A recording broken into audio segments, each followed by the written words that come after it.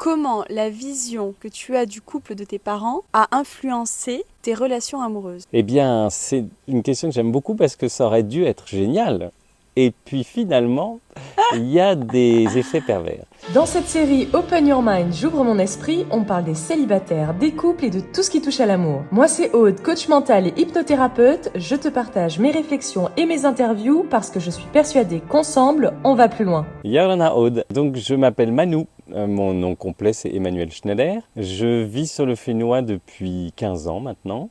Coach de vie certifié. Eh bien j'ai envie de partager qu'en matière de relations de couple, je pratique ce que j'appelle la relation consciente. Voilà pour ma présentation d'aujourd'hui. D'accord. Est-ce que tu peux me dire deux mots sur la relation consciente? Oui, alors déjà c'est un mot, c'est-à-dire que moi j'appelle ça comme ça, peu importe le terme, ça peut représenter beaucoup de choses, le mot conscient pour d'autres personnes.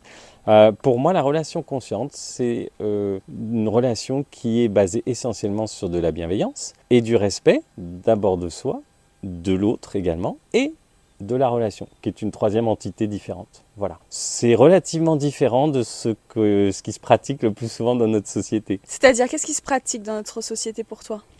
Écoute, je crois que si on ne fait pas un travail spécifique, on a tendance à choisir nos partenaires surtout sur des schémas inconscients souvent, on s'en rend compte un peu plus tard, soit parce qu'il y a des choses qui nous évoquent la figure du père ou de la mère, soit parce que ça vient compenser des manques de sécurité, d'estime de soi, de plein de choses. Et puis une fois que la relation s'installe, on s'en rend bien compte, c'est-à-dire qu'il y a des avantages, mais il y a aussi des gros inconvénients. Et donc ça donne une relation qui est mitigée, épanouissante à certains égards et pas très soutenante à d'autres. Voilà, ça c'est, je dirais, un peu ce qu'on vit normalement. La relation consciente, ça a vocation à ce que l'harmonie soit quand même l'une des valeurs les plus recherchées par les deux. Et donc ça demande un travail un peu plus en finesse. Donc c'est ta définition de l'amour pour toi. De l'amour dans un couple, pour toi, c'est ce que tu viens de nous dire. Je ne sais pas si je saurais le définir en une phrase, mais alors oui, bien sûr, il y a de la bienveillance, et ce serait la base. Mais peut-être, moi, ce qui me parle le plus, c'est prendre soin. C'est vraiment quelque chose qui, pour moi, vibre fort, toujours. Pas que d'ailleurs dans la relation de couple, mais aussi là. Voilà, avoir envie, que l'un et l'autre aient envie de prendre soin. Donc ça veut toujours dire d'abord prendre soin de soi, et c'est vraiment deux individus autonomes d'abord, et ensuite du coup, comment est-ce que on a envie d'alchimiser ensemble, comment on peut prendre soin de cette relation. Donc ça veut dire ne pas la laisser être dans les tiraillements, dans les déchirures, dans les blessures et tout. Non, c'est pas ça l'élan. Est-ce qu'on peut essayer de faire autre chose ensemble? Oui, pour moi, la définition de l'amour dans un couple, ça va être beaucoup la communication et la fluidité. D'avoir un esprit ouvert des deux côtés, de pouvoir parler, de pouvoir entendre, de pouvoir comprendre, d'avoir une tolérance aussi envers le passé de l'autre, envers les blessures, envers le step aussi. Des fois, on a du mal à passer au-delà de certains traumatismes ou au-delà de certaines blessures, et du coup d'être tolérant envers ça et de dire ok, on va laisser le temps ou pas. Y en a qui disent non, en fait moi j'ai pas le temps, t'as pas fait ton travail sur toi, allez va, et puis après reviens et on essaye ou pas. Et donc d'où en fait ma question de est-ce que pour toi il faudrait faire un travail sur soi en pleine conscience? Quand je dis un travail, c'est soit aller voir un coach, soit aller voir faire une psychothérapie, aller voir un professionnel en santé mentale, ou tout simplement réfléchir et se poser la question en pleine conscience avant de se mettre en couple avec quelqu'un. Je trouve que c'est une question piège. Non, tout simplement parce que dans ma représentation des choses, on n'est jamais prêt à quoi que ce soit dans la vie. Donc si on attend d'être prêt on est foutu. Mais pas que pour le couple, mais pour plein d'autres choses, pour avoir un enfant, pour devenir parent. Donc voilà, je ne crois pas trop à cette notion d'être prêt. En revanche, oui, je te rejoins sur l'idée d'essayer de cheminer, de mieux se connaître, de mieux se comprendre. Voilà, ça c'est peut-être l'étape indispensable. Et moi par exemple, j'aspirais à cette relation consciente depuis presque toujours, je crois. Vraiment, je ne peux pas dire pourquoi, mais depuis ma toute première relation ado, j'avais déjà cette aspiration, mais j'ai mis quasiment 40 ans à ce qu'elle se manifeste en vrai. Donc entre les deux, il doit y avoir des choses que j'ai fait évoluer, que j'ai changé. Et il se trouve, je ne pense pas que ce soit le seul chemin possible, mais pour moi en tout cas, ça coïncide pile poil puisque c'est depuis 6 ans que j'expérimente ce type de relation. Et ça correspond exactement au moment où je me suis formé au coaching. Donc c'est évident que dans les révolutions intérieures que j'ai faites, doit y avoir quelque chose qui a permis tout d'un coup de vivre ce à quoi j'aspirais en théorie. En fait, c'est ça, c'est ce que tu es en train de nous dire, c'est ce que tu nous disais tout à l'heure. C'est que inconsciemment, on va rechercher la relation qu'on avait avec nos parents, on va rechercher l'amour qu'on a reçu étant petit, on va rechercher ces schémas. Puis quand on en prend conscience, quand on prend conscience de ces schémas et qu'on prend conscience qu'on a envie d'autre chose, là commence le changement. Mais tous nos actions, notre façon de penser, notre façon d'agir, nos paroles sont quand même dirigées de façon inconsciente tant qu'on n'a pas réfléchi réellement dessus, de façon consciente. Alors, oui. Bon, juste pour pas caricaturer, Oui. on va pas forcément rechercher la même chose, on peut rechercher l'inverse, Oui. mais ça revient au même. Dans tous les cas, ça va être en opposition, en contradiction, donc dans tous les cas, ça ne sera pas juste. Ça sera en fonction, en tout cas, de notre passé. Une réaction. Voilà. Ouais, tout à fait. Donc voilà, mais effectivement, c'est l'inconscient qui va primer. Juste la nuance que j'apporterais, c'est que moi, par exemple, j'ai eu conscience très tôt que ce que je vivais dans mes relations de couple n'était pas ce à quoi j'aspirais. La conscience ne m'a pas suffi.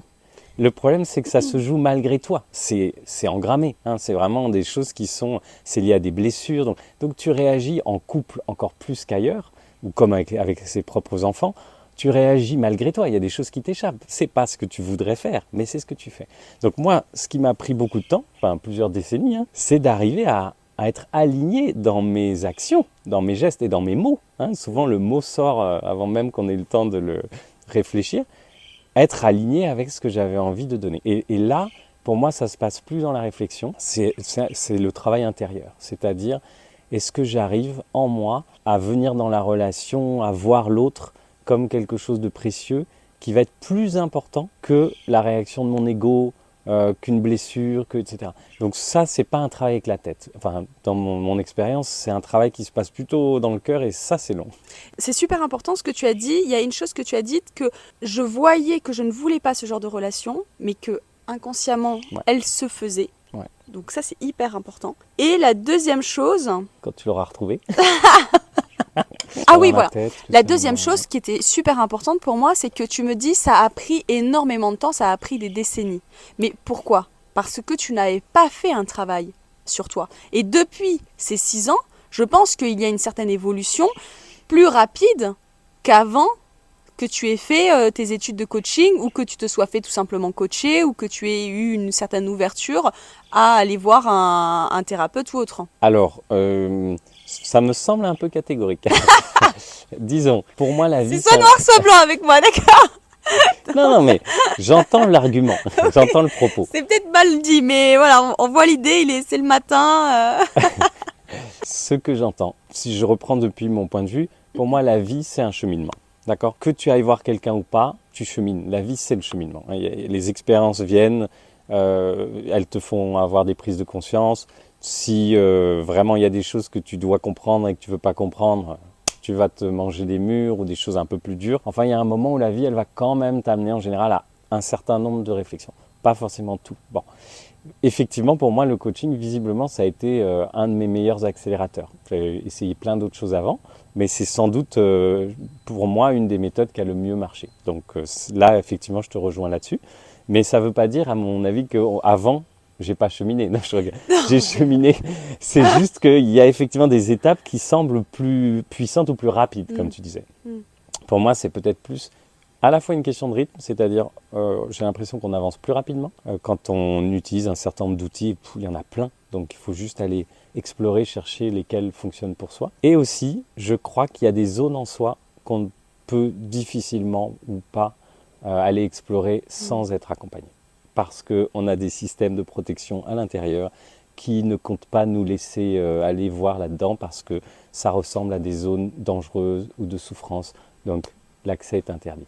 Pour ça, à mon avis, ça fait toute la différence de se faire accompagner. Ouais. Comment la vision que tu as du couple de tes parents a influencé tes relations amoureuses ?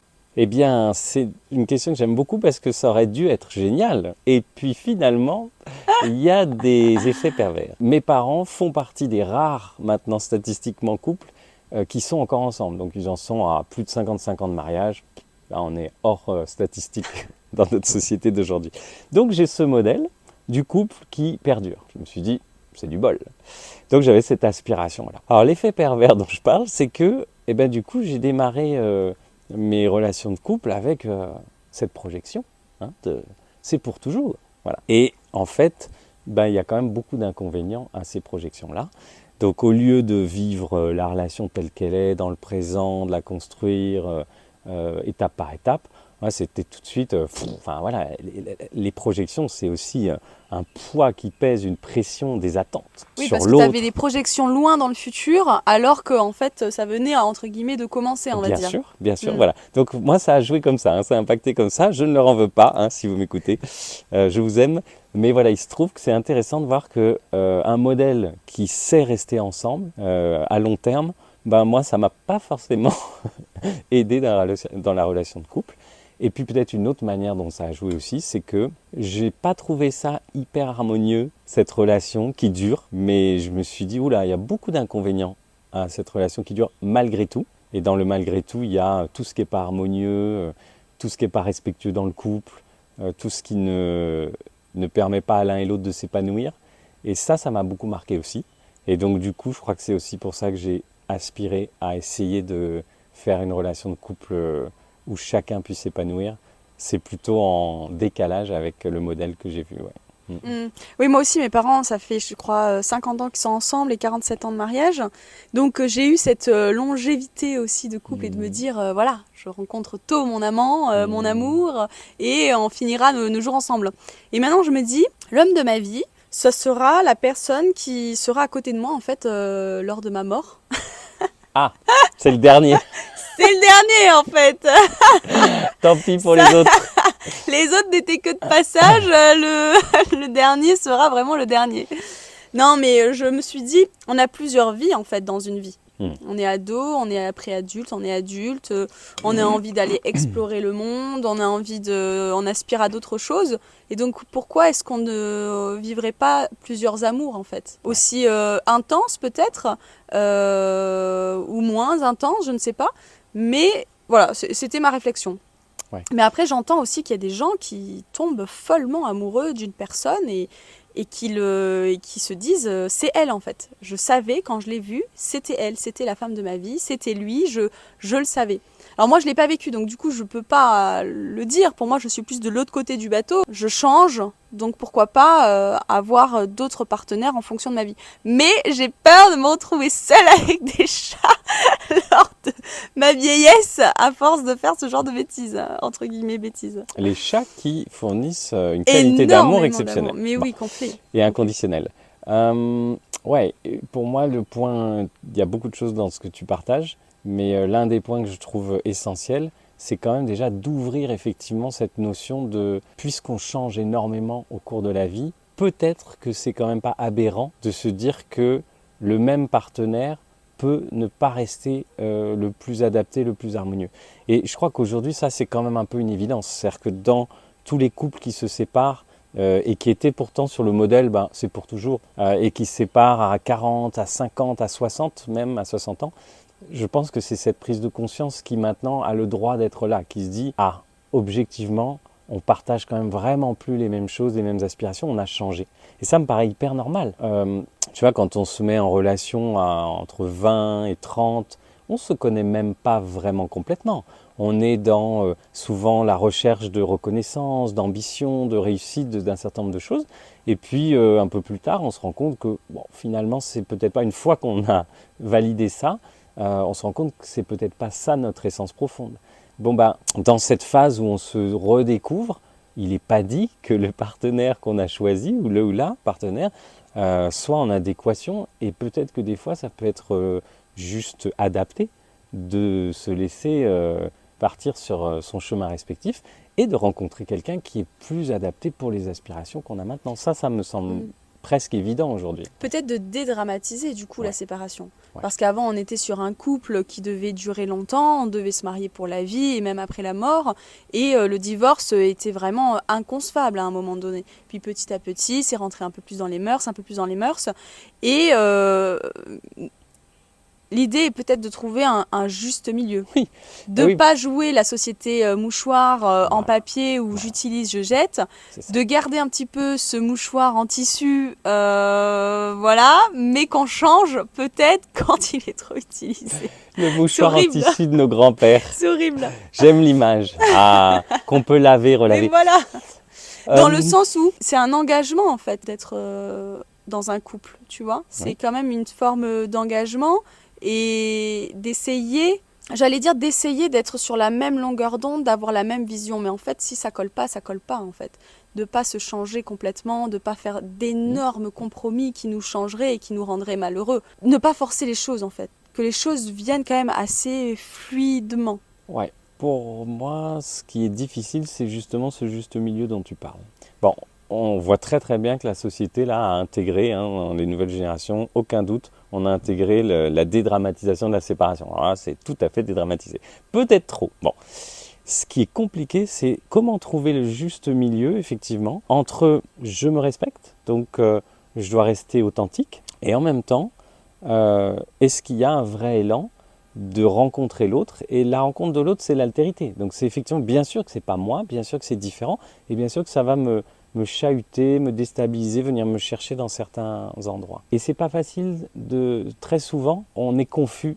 Quand on vit la relation, souvent on a du mal à savoir, ok, est-ce que je suis dans une relation qui me fait profondément du bien et c'est légitime de continuer à choisir cette relation même si tout n'est pas parfait, et à essayer de la construire, etc. Ou est-ce que je suis en train de m'accrocher à quelque chose qui finalement est toxique ou ne m'épanouit pas en profondeur et je devrais plutôt la quitter. Tu vois, cette recherche de la justesse, ça me semble être un des challenges les plus compliqués, surtout quand on est impliqué dans la relation. De l'extérieur, souvent les amis, ils ont une bonne idée quand même de est-ce que c'est la relation à laquelle il faut s'accrocher ou est-ce qu'il vaudrait mieux la laisser partir et en faire une autre. Mais de l'intérieur, parfois c'est assez difficile d'avoir ce discernement. Enfin, comme on l'a dit, on a des schémas inconscients qui se répètent. Donc, est-ce qu'on est avec la personne parce qu'elle nous conforte dans nos blessures? Est-ce qu'elle nous rassure dans nos blessures passées? Ou est-ce que c'est le véritable, entre guillemets, amour? Pour moi, le véritable amour, ça serait vraiment de voir la personne comme elle est, d'essayer, en tout cas, le plus possible de la prendre dans son entièreté. Et le mot couple ou le mot amour, c'est un mot qu'on a donné entre deux personnes qui s'entendent en fait extrêmement bien. Dans le sens où il y a des choses qui les rapprochent. Pour moi, le couple, je le vois avec beaucoup de rire, de complicité, de partage, tu vois. Et donc, c'est deux personnes qui aiment passer du temps ensemble et qui vont passer de plus en plus de temps ensemble. Et puis, il y a aussi l'attraction sexuelle qui arrive, parce que sinon, c'est une amitié très forte. Alors, on revient à des notions qu'on avait évoquées dans un autre podcast sur l'amour avec un grand A, où effectivement, le mot amour, il veut dire plein de choses. C'est un mot qui englobe plein de réalités différentes. Et bon, en français, on est un peu pauvre pour ça, on n'a qu'un seul mot. Bon. Mais effectivement, on l'avait évoqué, quand on retourne aux racines grecques, il y a l'amour agapé qui pourrait correspondre à ce que tu exprimes. Alors, il y a philia, agapé, eros, si on prend les trois notions fondamentales. Eros, c'est l'attraction. Voilà. On est dans ce truc qui ne se choisit pas. Et c'est vrai que ça aussi, c'est une question. Comment on fait? Est-ce que quand je ressens cet amour eros pour quelqu'un, j'y vais ou j'y vais pas? Et qu'est-ce qui fait qu'on reçoit cet amour? Pour moi, alors, on va le voir, il y a des choses moléculaires qui se passent en nous. Tu vois, il y a les phéromones aussi, là, il y a l'odeur de la peau qui fait qu'on est attiré. Mais je me dis qu'il y a quand même quelque chose qui se passe psychologiquement avant que l'on reçoit toutes ces molécules d'amour en fait. Ces molécules d'amour, c'est-à-dire on va avoir un petit cocktail avec de l'endorphine, avec de l'adrénaline, avec de la dopamine qui va nous mettre dans une sorte d'euphorie. On a le cortex préfrontal qui lui est dans les prises de décision, qui va être un peu plus en repos. L'amygdale cérébrale qui gère un peu les émotions, la méfiance, qui est là pour le jugement, la méfiance qui elle aussi va marcher au ralenti. C'est pour ça que des fois on se dit mais attends, mais d'habitude je suis pas comme ça, je fais pas ce genre de choses, qu'est-ce qui m'arrive? On comprend pas. Et donc, est-ce que ce sont ces molécules-là qui arrivent d'abord ou est-ce que c'est la rencontre psychique avec la personne et donc de lui mettre des illusions et donc de rencontrer les schémas parentaux inconscients qui nous font tomber amoureux de cette personne, tu vois? Oui, ma compréhension des choses, c'est qu'effectivement, ça se passe d'abord au niveau inconscient. Il y a des perceptions intuitives, il y a dans le non-verbal de la personne, dans ce qu'elle émane, dans plein de choses. Et qu'effectivement, c'est ça qui déclenche la version magnifiquement physiologique de l'amour que tu as définie avec tous ces processus. Pour moi, ça serait plutôt comme ça que ça se passe. J'aimerais te poser la question de savoir... Alors, il y a 2 questions qui m'intéresseraient. D'abord, la première, c'est est-ce que pour toi, l'âme sœur existe? Parce qu'on entend vraiment beaucoup, c'est mon âme sœur, je recherche l'âme sœur. Cette deuxième partie de nous, en fait, qu'on a perdue, comme si l'amour serait notre quête de la vie, de la recherche de l'autre pour ne faire qu'un et être comblé. Mais ça vient apparemment de Platon, qui a écrit Le Banquet, qui fait parler Aristophane. Et en fait, les hommes à l'époque étaient doubles. Donc homme-homme, femme-femme, homme-femme. Et les dieux, pour les punir, ont décidé de les couper en 2. Et donc du coup, voilà l'origine, entre guillemets, de la recherche de cette deuxième personne qui pourrait nous combler en fait de bonheur. Donc pour toi, est-ce que l'âme sœur existe? Alors, bien sûr que non. Donnons une réponse tranchée. Non, effectivement, on est dans une société qui s'est largement construite là-dessus, ce mythe-là, ou plein d'autres qui reprennent la même idée. Et en même temps, je pense que ça s'appuie sur une réalité très ancrée en nous, dans nos cellules. C'est que au début, quand on commence à venir à la vie, à ressentir l'expérience de la vie, on est avec notre maman. Et donc, on n'est pas seul. Il y a vraiment une connexion, une fusion. Donc, à mon avis, ça pioche quand même dans cette réalité-là. Je crois que toutes nos cellules se souviennent qu'il y a eu une fusion et qu'on a été relativement violemment et brutalement séparés. Et même une symbiose, en fait. Absolument, absolument. Donc, moi, je crois qu'il y a aussi cette mémoire cellulaire. Ça me paraît assez évident. Et du coup, ça peut expliquer aussi que l'humanité se soit développée en disant c'est évident qu'on a besoin de retrouver une moitié. Mais non, je ne crois pas du tout que ce soit une croyance qui soit favorable, en fait, parce que pour moi, la rencontre harmonieuse, elle se fait plutôt entre 2 êtres qui sont un minimum autonomes. Parce que sinon, tu vas aller chercher, tu vas aller agripper l'autre, surtout pour qu'il vienne compléter des choses qui manquent. C'est quand même ce qu'on fait dans beaucoup de relations aujourd'hui. Mais ça a beaucoup d'effets pervers. Et notamment la dépendance. Là, on va parler d'attachement, qui n'est pas forcément de l'amour, mais alors oui, forcément, tu es très attaché à l'autre parce que c'est ta bouffée d'oxygène. C'est ce qui te permet justement de ne plus ressentir ce truc hyper inconfortable qui est « je ne suis pas complet ». Donc non, je ne crois pas que ce soit le chemin le plus harmonieux pour se mettre en relation. Alors pour l'attachement, effectivement, tu as 2 molécules, tu as la vasopressine et l'ocytocine, qui en fait Je suis ravi de l'apprendre. Vasopressine. qui se déclenche. Okay. Ouais. Et c'est pour ça qu'on dit que d'avoir des relations sexuelles avec son partenaire, c'est important parce qu'il y a la libération de ces hormones qui font que tu t'attaches encore un peu plus à cette personne. Et moi aussi, je suis assez de ton avis que pour moi, personnellement, l'âme sœur, en tout cas pour moi, n'existe pas parce que je ne veux pas remettre mon bonheur dans les mains de l'autre. Je ne veux pas chercher le bonheur à l'extérieur, mais je veux le chercher à l'intérieur. Et de me dire, c'est mon âme sœur, c'est pour moi, il y avait quelqu'un qui disait que le mariage, c'est se remettre 2 alliances, et c'est comme si on remettait quelque chose à l'autre, on remettait le bonheur, notre propre bonheur, à l'autre. Prends-en soin, prends soin de moi. Alors que non, prends-toi soin de toi, et si l'autre n'arrive pas à prendre soin de toi, prends une décision. En tout cas, juste pour raisonner avec ça, pour moi, c'est les 2. C'est-à-dire que ce n'est pas l'un ou l'autre, c'est l'un et l'autre. C'est-à-dire qu'effectivement, le premier mouvement, c'est j'apprends à prendre soin de moi du mieux que je peux. Ça ne veut pas dire que j'y arrive complètement.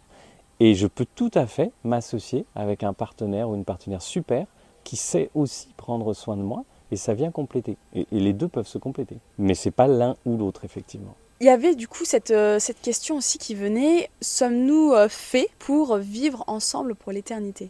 La suite au prochain rendez-vous. Si tu penses que cet épisode peut aider au moins une personne, n'hésite pas à le lui partager. Et je te retrouve sur mes réseaux sociaux au nom de Aude, H-A-U-D-E, Vigneault ou Aude Coach Love. Parce que ensemble, on va plus loin.